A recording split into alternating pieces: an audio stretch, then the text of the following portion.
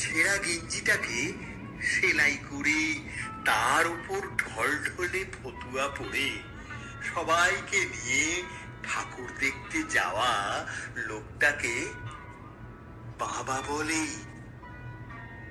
এক কৌটো গোবিন্দভোগ চাল আর সামান্য ঘি বাঁচিয়ে রেখে পুজোর মধ্যে একদিন পোলাও রান্না করা মহিলাকে মা বলে। বন্ধুর জন্মদিনে পাওয়া চকলেটটাকে সালোয়ার কামিজের ওড়নায় লুকিয়ে ভাইয়ের জন্য বেঁধে আনা মেয়েটাকে দিদি বলে। কাঠি আইসক্রিমটা অর্ধেক গড়িয়ে ফেলে হাতে নিয়ে দিদির জন্য মাঠ পেরিয়ে ছুটতে থাকা ছেলেটাকে ভাই বলে। ফুলে ওঠা নতুন তাঁতের শাড়ি পরে দুটো ছোট ছোট ছেলে মেয়ের হাত ধরে বেরোনো বাতে পঙ্গু বৃদ্ধাকে ঠাকুমা বলে। ডিজাইনার পাঞ্জাবি পরে অঞ্জলি দিতে দিতে পাশের বাড়ির নতুন শাড়ি পরা মেয়েটিকে কলেজ পড়ুয়া ছেলেটির আর চোখে দেখাটাকে ভালো লাগা বলে।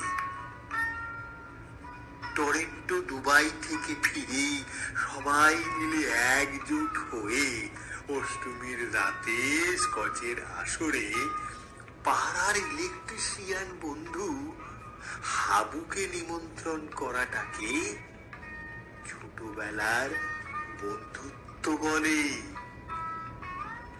শিল্পীর হাতে 6 মাসের মেহনতে বানানো দুর্গা ঠাকুরটিকে নারী ছিন্ন করে বিক্রি করে সেই টাকায় অনাথ অসহায় পথ শিশুদের জামা কাপড় কিনে দেওয়াটাকে মানবিকতা বলে।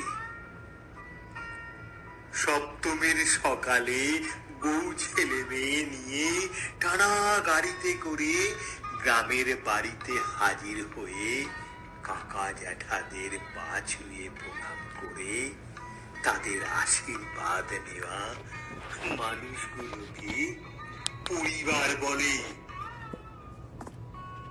বিশ্বের সবচেয়ে মনোরম আরামদায়ক জায়গা ছেড়ে বিবাহিত মহিলারা এই কদিন যে বাড়িটাকে স্বর্গ বলে মনে করে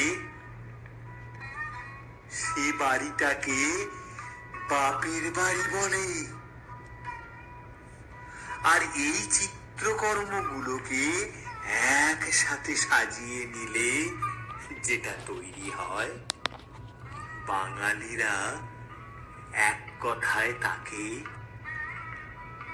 দুর্গা পুজো বলে। এক কথায় তাকে দুর্গা পুজো বলে।